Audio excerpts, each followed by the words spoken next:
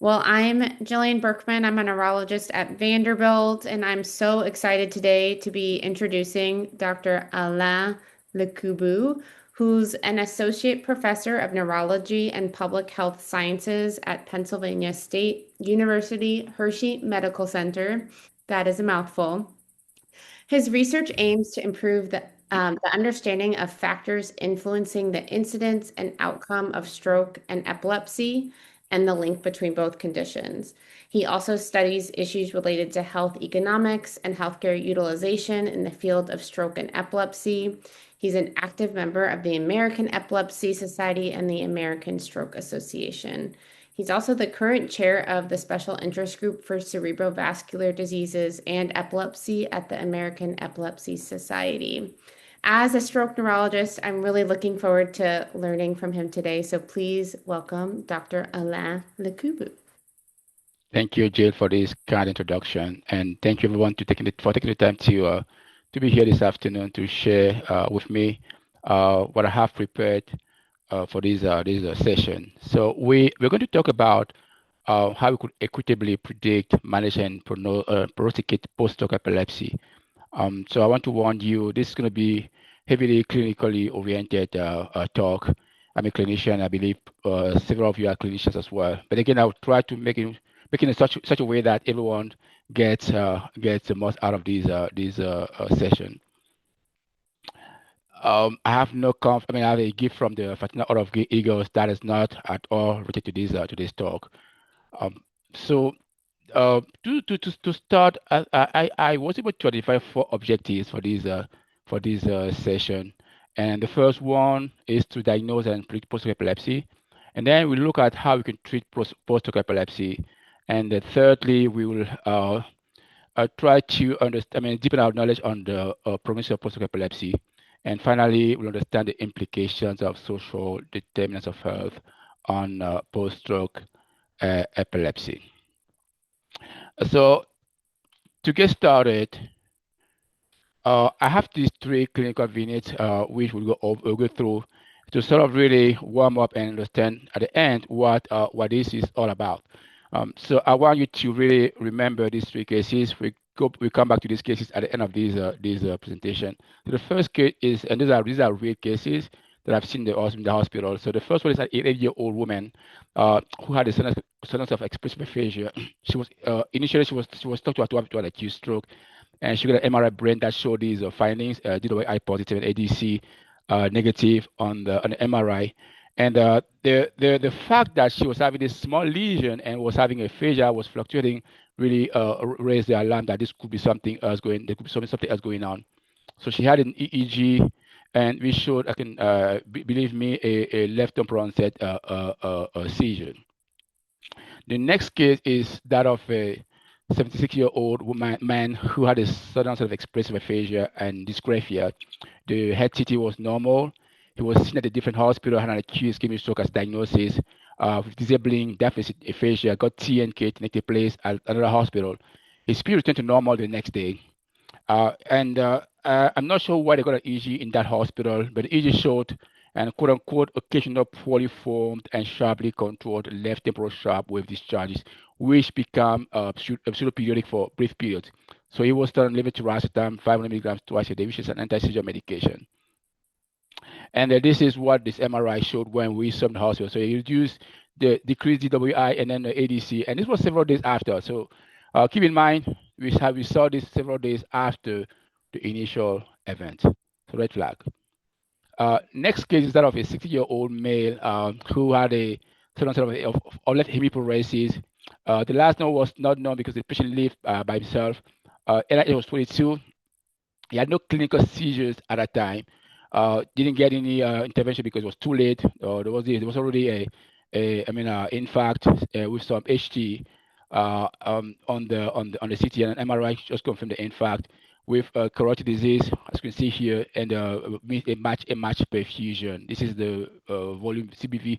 This is the MTT, I believe, and there was a left dense dense MCSI. So 2 years later, the patient was found down on the floor. Remember, he was discharged home, right? Because he has no insurance at all. So he was discharged home, and then 2 years later, he was found down the floor by his neighbor. He lives alone, convulsing for about 3 minutes with a left gaze deviation and the fecal and urinary incontinence, followed by post-ictal confusion. So this was clearly a focal motor seizures. So the patient had no prior symptoms of seizure at the time. So we had, and of course, and of note, he had no follow-up since the last stroke. Okay, so keep this. So there are these three cases. I think we're going to go back to these three cases and then try and put them in context. So what are we talking about? When we say post-stroke epilepsy, when we say post-stroke epilepsy, the first thing to keep in mind is that we're talking about stroke, and it's not secret to anyone here that stroke is very frequent condition that can be that affect almost 94 million people with worldwide. And those are people living with late effect of stroke. They are mostly young individuals living in low middle income countries. Again, we know that stroke is a disease of the elderly, with the incidence almost doubling or tripling from 40, 59-year-old to 80-year-old. And most stroke, at least in the developing, in high income countries, are ischemic strokes, right? So now let's talk about seizures. So we know to have post-stroke epilepsy, you must have stroke.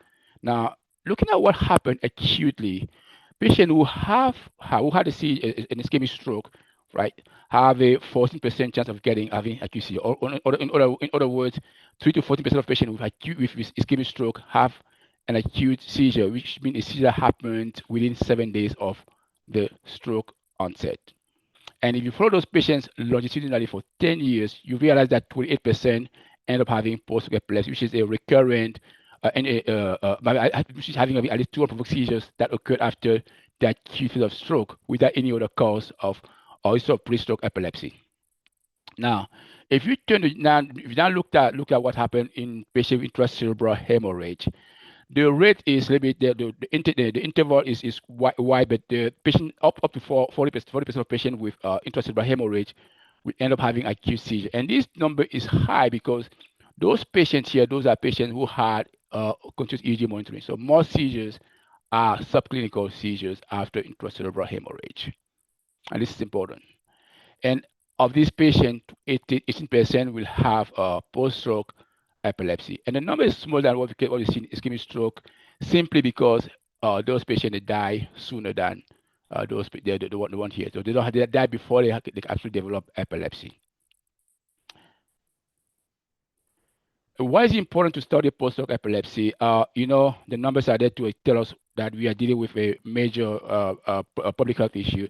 But more importantly, if you look at the etiology of epilepsy in elderly individuals, so I want to just focus your attention on this last column here. So if you look at those who have a diagnosis, okay, of the epilepsy, the etiology underlying their epilepsy, more than half of those patients have a cerebrovascular disease.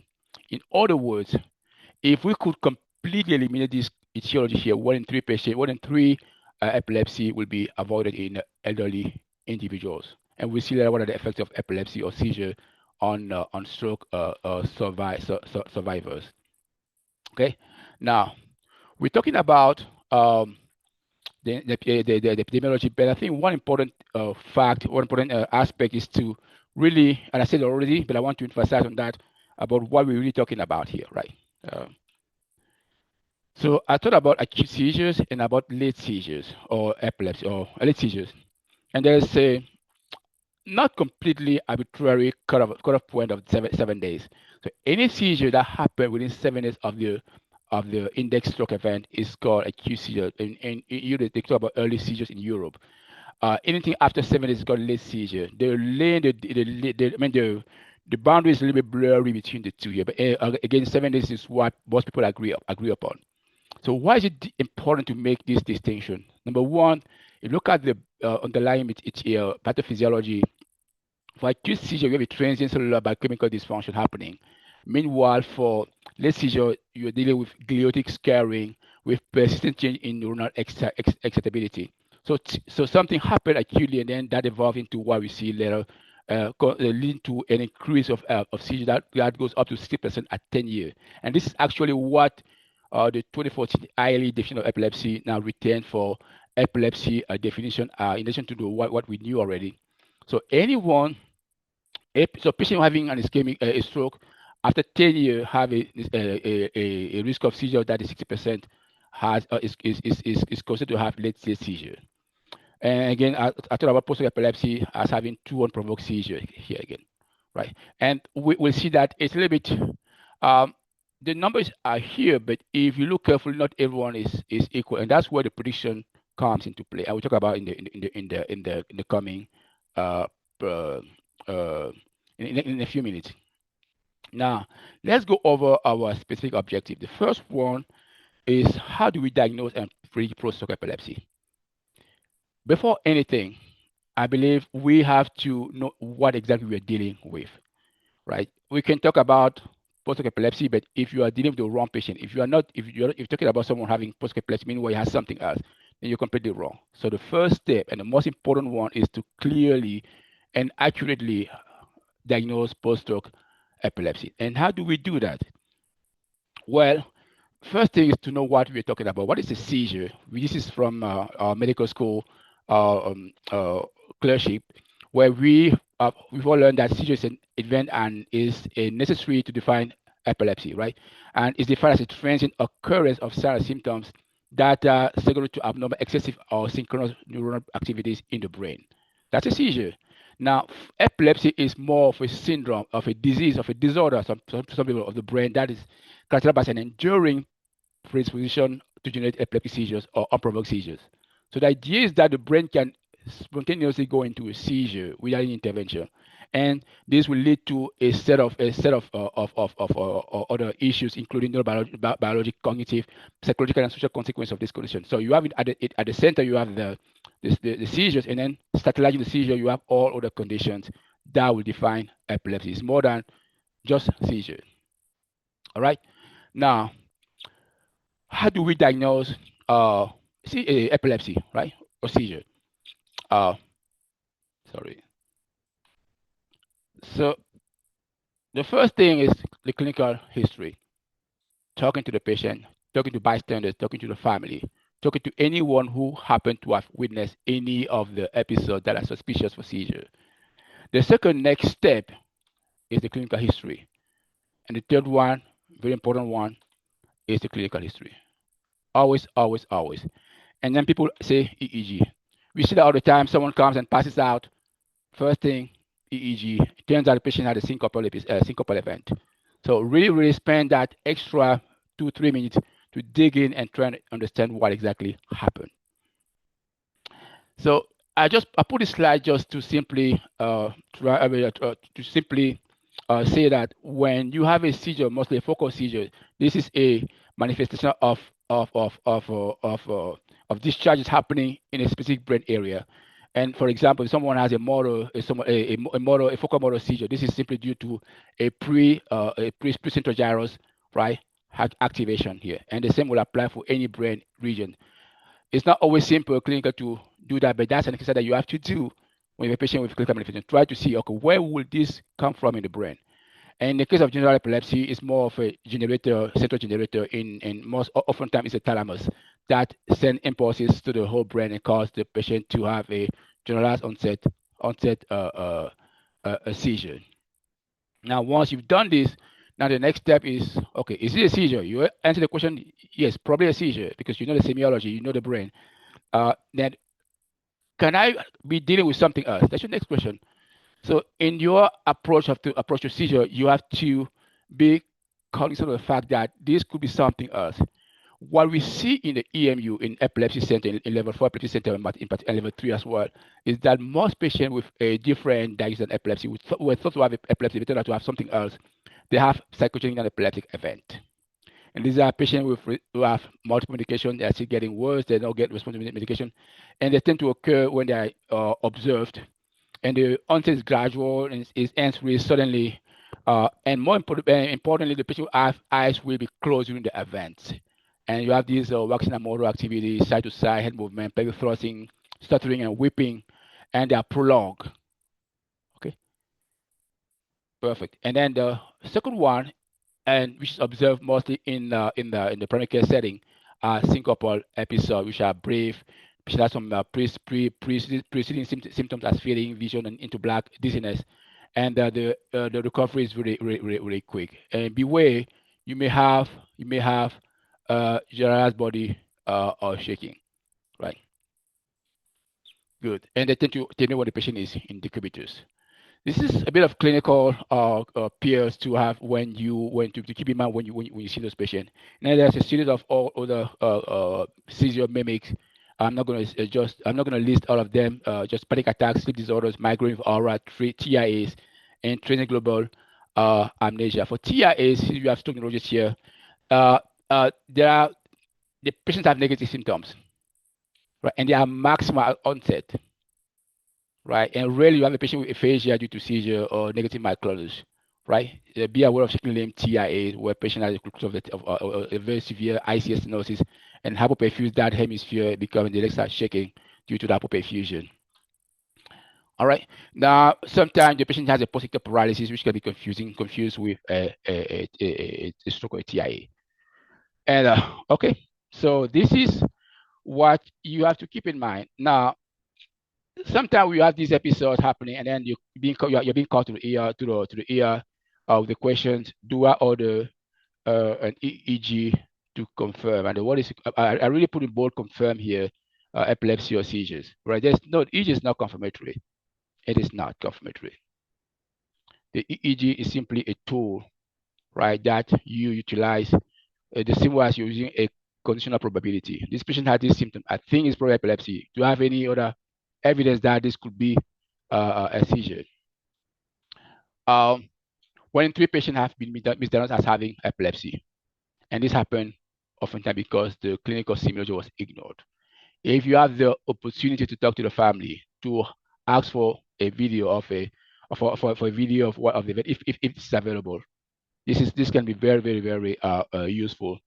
And this is also happening because patients have normal variant on EEG. These are things that look like they are seizures on EEG, but they are not. And there are artifacts as well, things that come from the patient, but not the brain, or from its surrounding, and that may look on the EEG like seizures. And keeping in mind that up to 4% of normal individuals have intellectual epilepsy from discharges, which are not, and those patients don't have epilepsy. Again, the EEG is not there to confirm your clinical impression.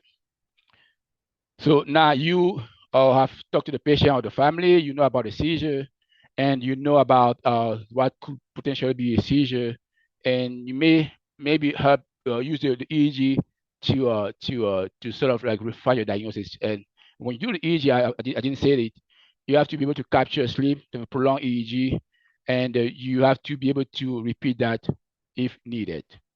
Those are things that increase the yield of having a positive EEG when the clinical suspicion is really high. And you know that now. Is it post-stroke epilepsy? That's when you have to look at the patient's history, right? Risk factors are important to identify here, right? Stroke and stroke. As the patient has stroke risk factor, does the patient has the patient ever had a stroke? And then the question to whether the patient had a stroke come from looking at the patient imaging. We won't have time to go over all the nuances of knowing whether the patient had an ischemic stroke, that is an ischemic or emergent stroke, or the patient had a recent or an old stroke. But again, this if you find this lesion, this if you have this finding on the brain imaging, mostly MRI, those are clues that those are evidence of increased probability of seizures. So first is hemorrhagic stroke, and then the next is hemorrhagic transformation of an ischemic stroke, cortical involvement, what shedding fact, and medial cerebral artery. Those are things that when you see on the MRI on a patient with confirmed or with a very high spectrum seizure, you may think the patient has post-stroke epilepsy or post seizure, provided this happen before the seizure. And sometimes you don't know, sometimes you know what happened, right? Just to summarize what I just said, three scenario here. The first thing you know that the patient happened, the seizure happened within 7 days of the index stroke, right? Now in this case, you don't know if the patient has post-stroke epilepsy because the risk of 10-year, the 10 risk of recurrence is only 30%. It doesn't reach the 60% that is required by the ILE to define epilepsy. Now, the second case is when the seizure you have a single seizure that occurs 7 days after stroke. the risk is about 60%. So your patient has at least, at least conceptually, the patient has epilepsy or post-stroke epilepsy. But we see that there are some patients who have seizure and they're also having a seizure in the future, or a second seizure in the future is not that high anyway. And when the time is unclear, then you're back to what do I do? And this is where really risk scores become really important at this point here, right?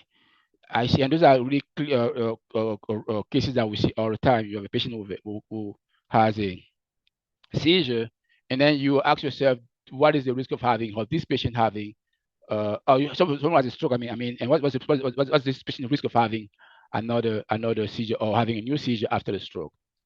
So we look at the literature.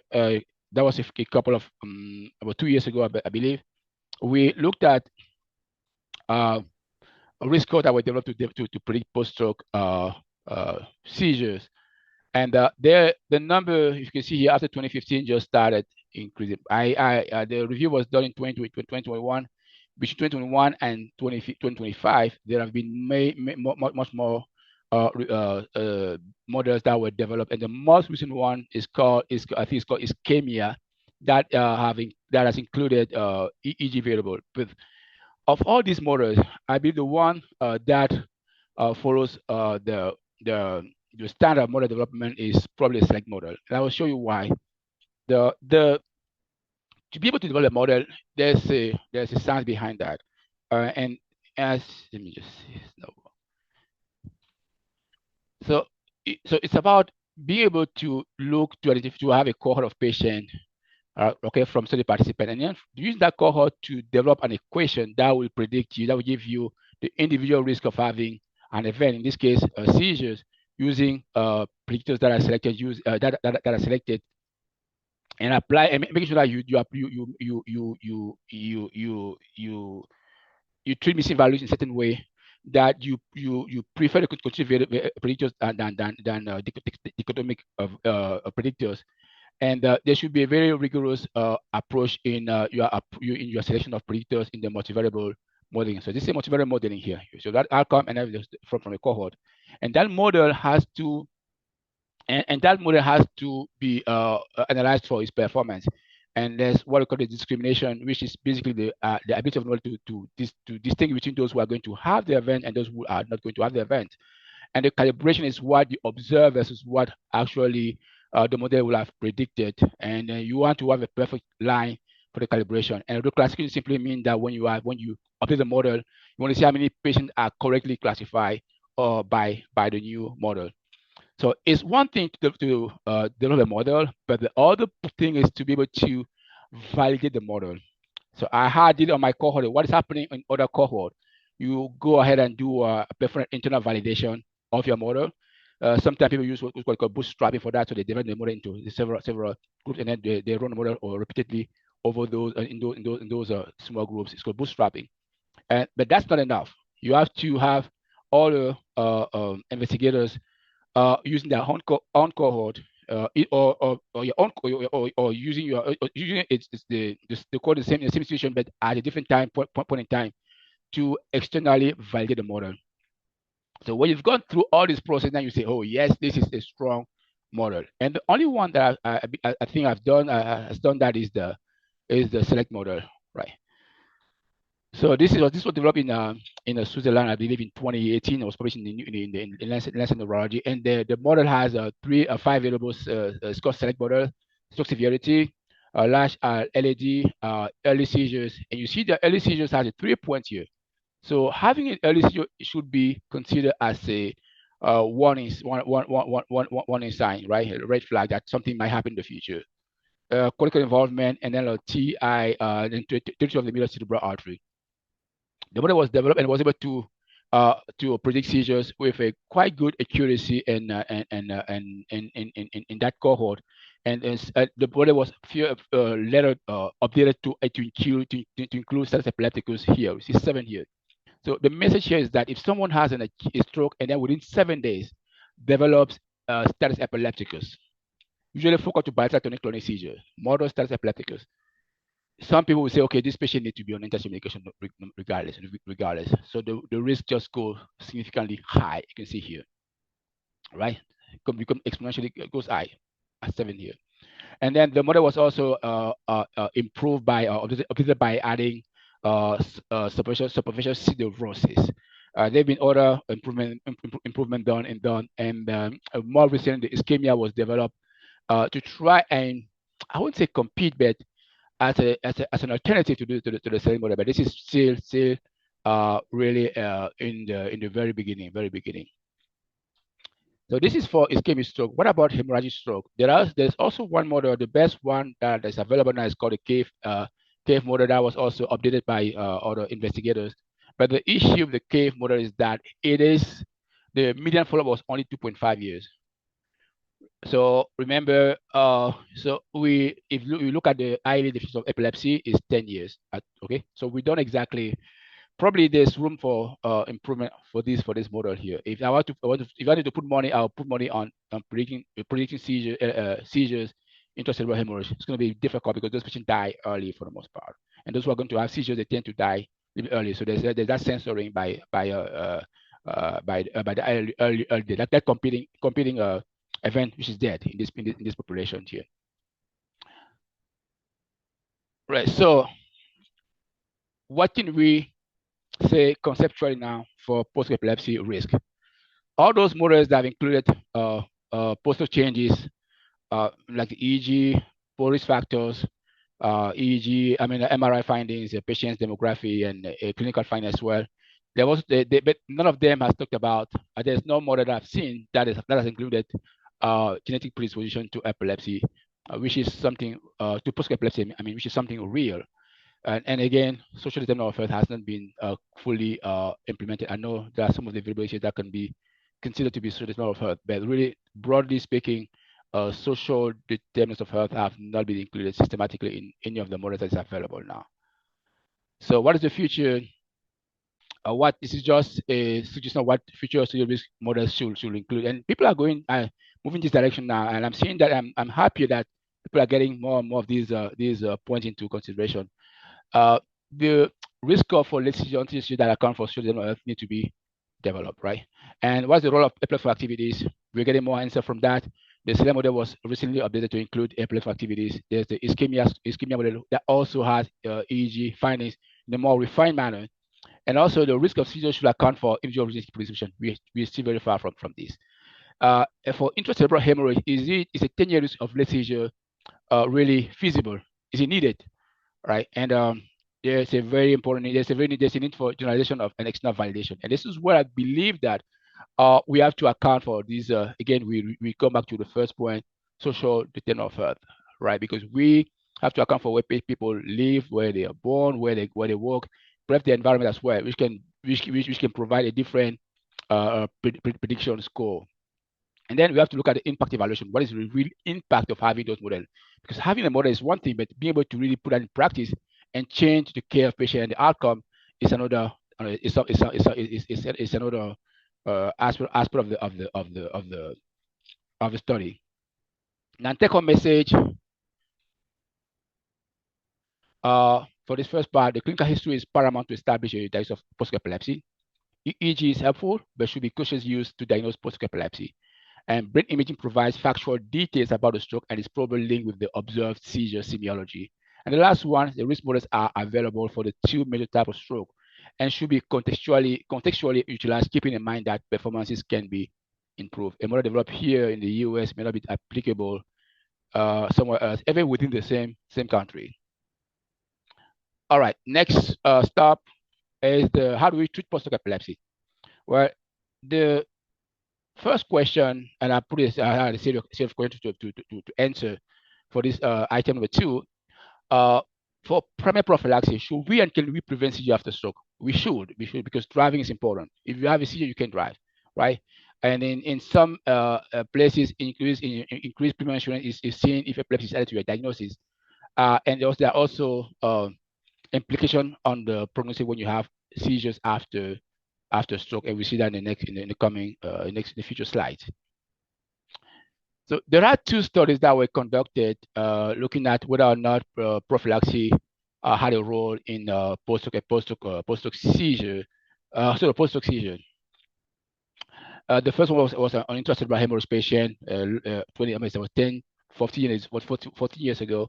They randomized patient to valproic acid, and the bottom line is that there was no difference in terms of seizure prevention. There was some improvement noticed at 1 year for functional outcome, but again, this was disputable.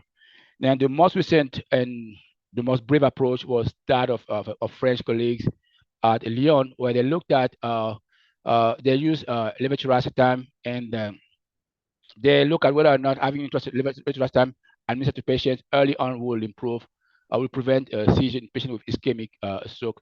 Where so with patient with intracerebral hemorrhage again, and they choose intracerebral hemorrhage. The reason being that the rate of ICH of seizure ICH is high enough. So that was a matter of power, right?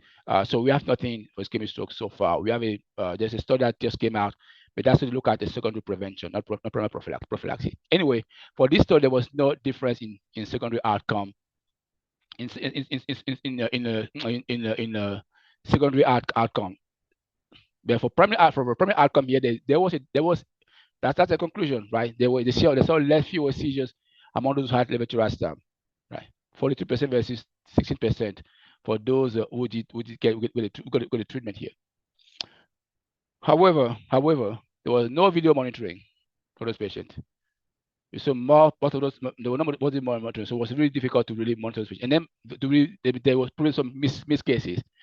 They had to exclude several patients due to they couldn't get an EEG on time, and the both arms were heavily imbalanced. You can see the ages here.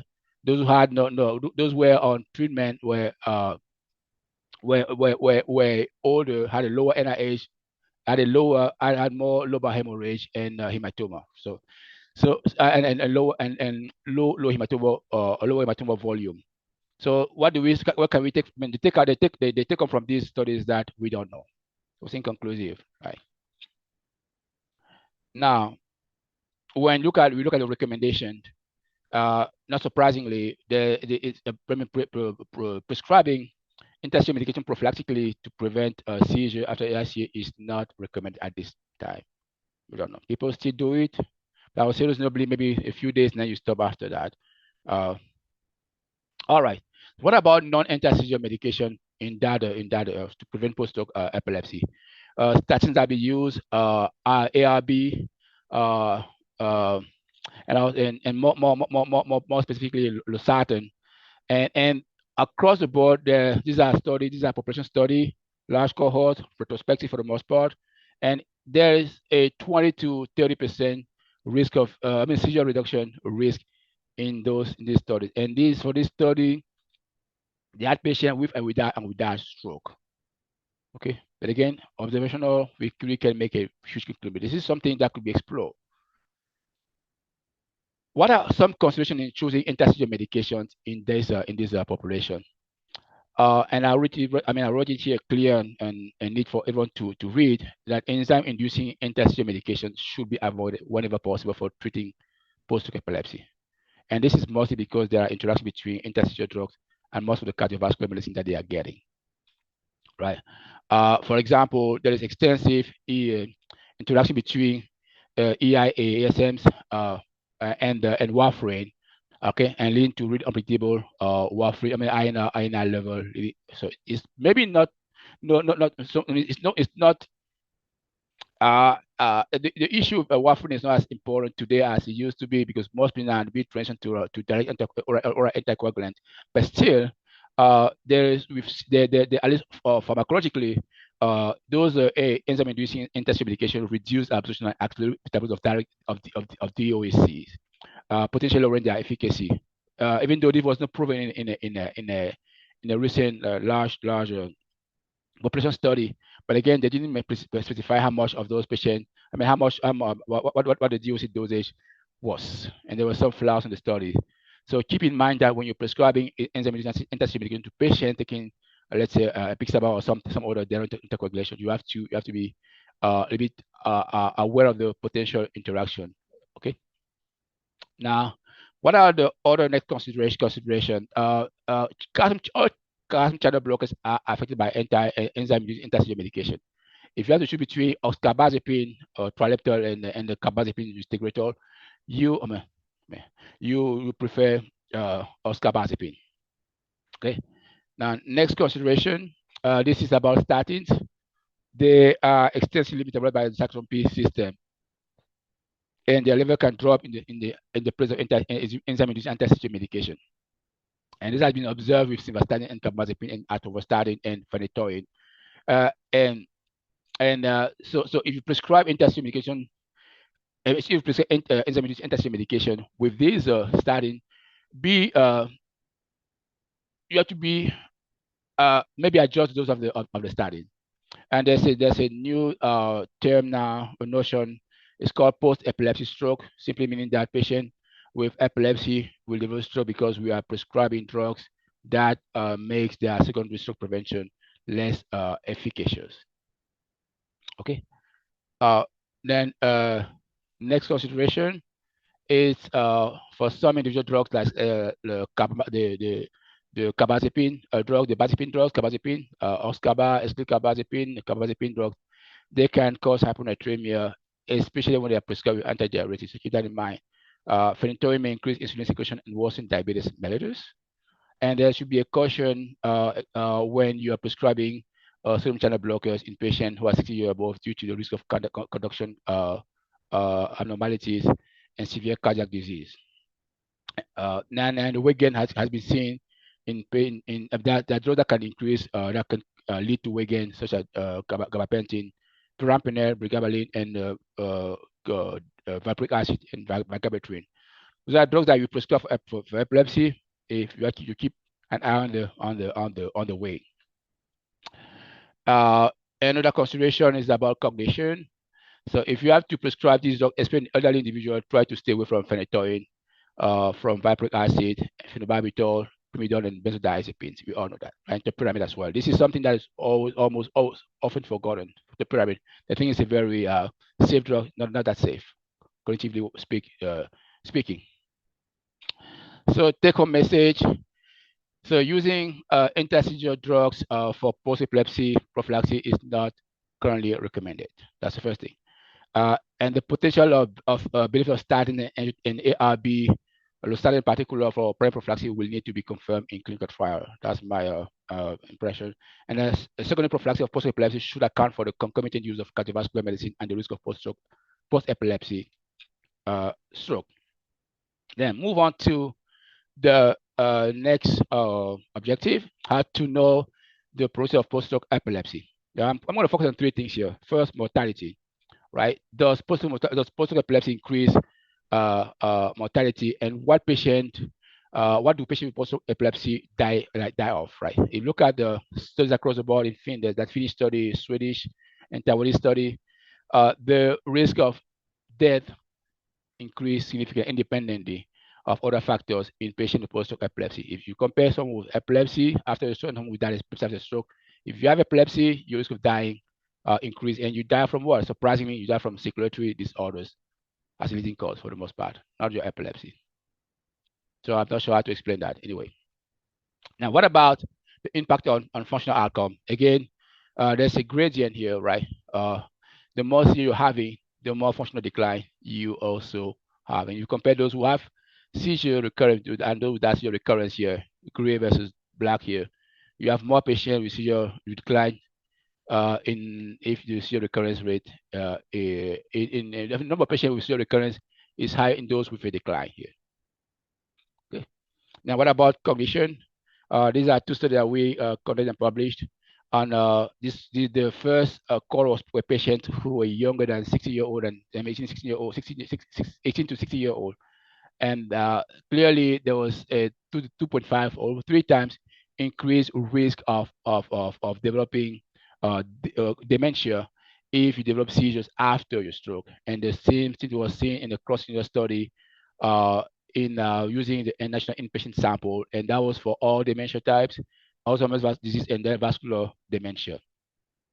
So how does this happen? One of the potential explanations come from the observation that intellectual discharges, which are biomarkers of seizures, are more prevalent in patients with Alzheimer's disease pathology. We can extrapolate that to post-stroke to Alzheimer's pathology, and now we also that having those discharges lead to a steeper decline in cognition over time. So the IEDs in patients with stroke may have the same effect that they're having in patients with Alzheimer's disease. That's one potential explanation. So take away, post-stroke epilepsy is associated with an increased risk of death, functional outcome, and poor functional outcome and cognitive decline. What about the implication of social determinants of health on post-stroke epilepsy? I will start with this statement by Braveman and Gottlieb that a large and compelling body of evidence revealing a powerful role of social determinants of health apart from medical care in shaping health. We see patients in clinic, but really a lot of what is happening is happening out of the clinic, and we don't always have a good grasp on those factors. And now we all know this diagram from the Healthy People 2030, defining SDOH as a non-medical factors that affect health outcomes, including where people are born, grow, work, live, and age. And they have conceptualized that in five factors: economic stability, access to healthcare, education, social and community context in neighborhood, and built environment, right? If you go back to the conceptual model of post-epilepsy, we have a hiatus for social determinants of health. So I just put a few examples here, and this is the one that I really want to make a few comments on. If you look at this study I was in Texas, they look at patient social status measured by the SVI, and what they found out was that those who were socially vulnerable were less likely to receive IV thrombolysis or mechanical thrombectomy, leading to more severe stroke at the end, and then leading to a larger stroke, which potentially putting them at increased risk of post-stroke epilepsy. This is just one way of looking at one prism through which you can look at this issue. So SDOH certainly are probably playing a role here that we need to define exactly how they are interplaying. And I use this I borrow this conceptual framework for action on SDOH. This that was from the WHO, and I modified a little bit. So I have no. So this doesn't belong to me. Just a modified version of something that was developed by someone else. So you have structural determinants, which are things that are there, rigid. Not rigid, they're there, and they can be rigid or they can be modified for some of them. And some of them are the individual level here, and the other are more of more global, cultural, policy level. And really, if you want to interact and to intervene on this, you have to be. I think having this framework is important to design any study aiming at modifying the role of SDOH on post-epilepsy. And the intermediate determinants are basically the mechanistic pathway through which these factors here may have an impact on seizure, on post-epilepsy, either the prognosis or diagnosis, or even shaping the disparity or inequities between patients with epilepsy, between some patients with epilepsy and those without epilepsy. Again, this is very beginning. This is at the very early stage. I look at the literature. I couldn't see any specific study that study SDOH inequality or disparities in the post-stroke epilepsy. So what are the key SDOH and their relation to post-stroke epilepsy and outcomes? I'm just going to list them. And the first one is SES, social status, and the best way available to understand this variable is to add up education, income, and occupation. In race and ethnicity, which are social construct and sometimes voluntary, identify variables that are defined in individuals. Then age, gender, and the contextual SDOH. This is what I was called. This includes neighboring condition, region, economic development, which can be within a country or outside the country, or between countries. And there are also macrostructural domains and social-cultural or medium in which people live. Again, you see clearly that we're going back to that big diagram that was presented earlier, and that was developed by the Healthy People 2030. Next question. What are the potential disparities in post-stroke epilepsy care outcomes? So we have to distinguish two important terms here. So health disparities is one thing, which simply how health is inequally distributed among groups, and the healthcare disparity is more of a systemic difference in the use of those healthcare services based on social factors. Someone living in underserved area, for example, versus someone living in an urban area. And this will translate into difference in use in how people use anti-seizure medications, how they adhere to those medications, whether or not they have access to epileptologists or to primary care physician provider, and how they will use emergency rooms or geographic distribution of epilepsy and stroke centers will also have an effect on how patients will be at risk of developing post-stroke epilepsy. Again, there's nothing done in this field. I'm just extrapolating it from what we see in the epilepsy. And the basic pathway, again, going back to the diagram earlier today, where there are material conditions, there are also behavioral and biological factors, and psychosocial mechanism health systems. If I have 60-year-old and I have a stroke today and I have no one to take me to the hospital on time, I end up having a large stroke and potentially having a seizure. And if I have a seizure, there's no one to take me to the hospital on time, or if I have no access to a primary care physician, or a neurologist, my epilepsy will be poorly managed, and I'll keep having a recurrent seizure. What happens? We saw the Japanese study about the functional outcome. My MRS will keep slowly going down, and my risk of dying will also increase. So all these are intertwined, right? And then and how could we limit post epilepsy related disparities? This is just a model, a framework of what could be done. We met in the AES and the ILE and North America Joint Task Force were commissioned by the AES and ILE to look at how we could make recommendations to reduce gap in epilepsy care. This is for epilepsy. I think this could also apply to epilepsy, maybe with some additions. I was part of these task force, and our conclusion was that we had to look at several factors here and make clinical recommendation, educational recommendations, and then advocacy recommendation. I have personally, I will encourage everyone here to go and take a look at this material, which is very, very detailed. Okay, how to summarize here on one slide here. So take home message: the non-clinical factors that may influence post-epilepsy prediction and diagnosis and outcome through a range of variables. Specific interventions on SEOH to improve post-epilepsy diagnosis prediction and outcome are yet to be developed. And the general recommendation to reduce disparity in epilepsy care and outcome may not be directly applicable to post-epilepsy. You have one individual, usually an elderly individual with both two conditions, right? Now going back to the two cases that we had earlier, we had in the beginning.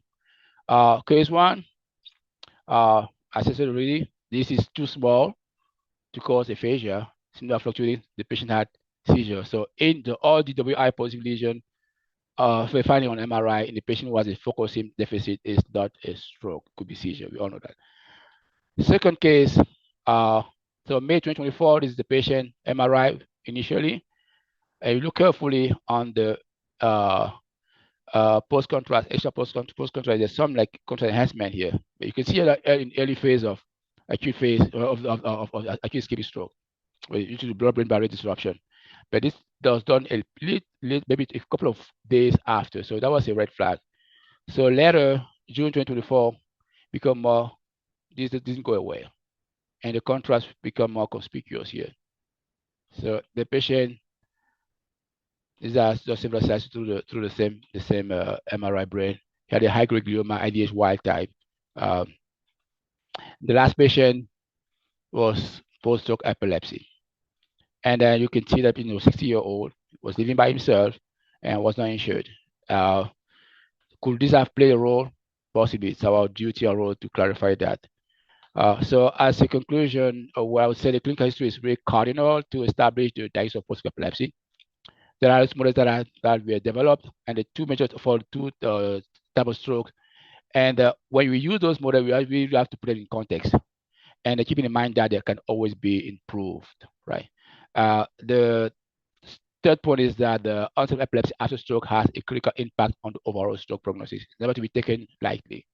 there are non-clinical factors that may influence post-epilepsy onset and outcome, and we have to clarify that. Thank you. Questions?